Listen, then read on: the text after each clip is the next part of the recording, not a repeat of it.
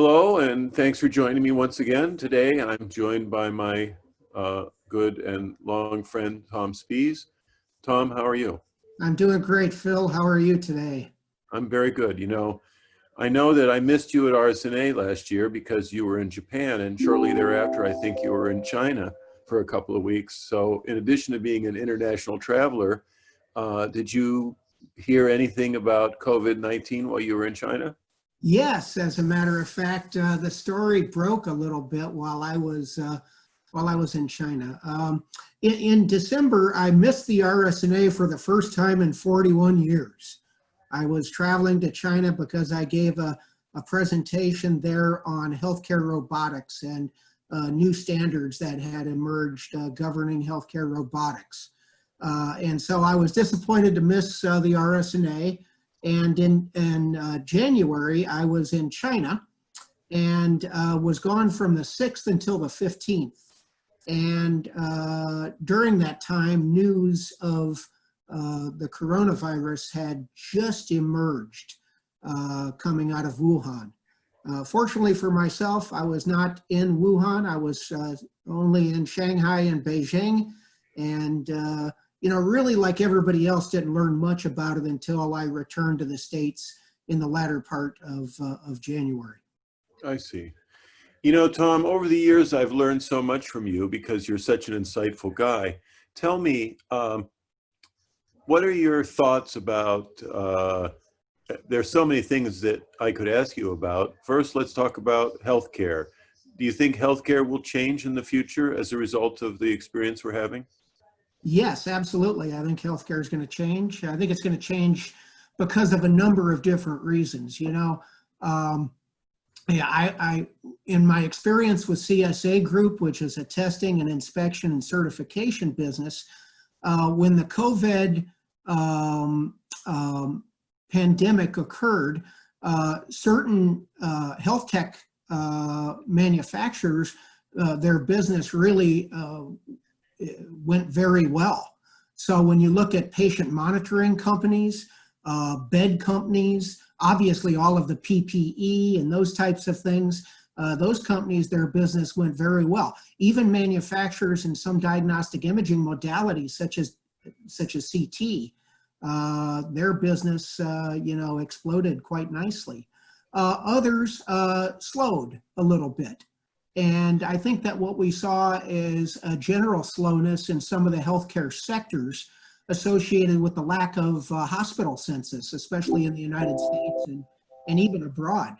So there was a lack of census and therefore a lack of other things occurring, such as some of the diagnostic imaging procedures that might not normally occur when somebody's in a hospital. So, but I expect those things to rebound, Phil, as we move out of the pandemic phase and we move more into a phase which we're in where we're learning to exist, knowing that the disease is around us, and we're going to have to exist with the disease for a period of time. But I think we're going to get more back into hospitals being at more capacity like they were before. Yes, hospitals, in the hospitals that I've spoken with, everyone seems to be very patient-centric, very interested in what's in the best interest of the patient.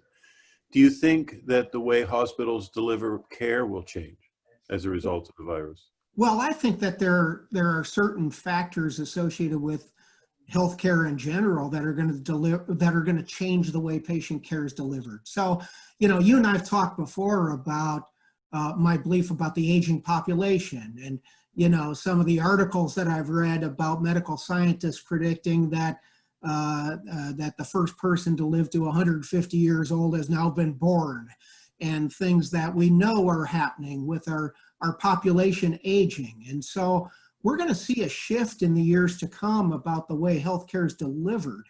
And I think a lot of that shift is going to be much more toward home healthcare as our population ages, and we're going to have to do. So healthcare is a really unique industry.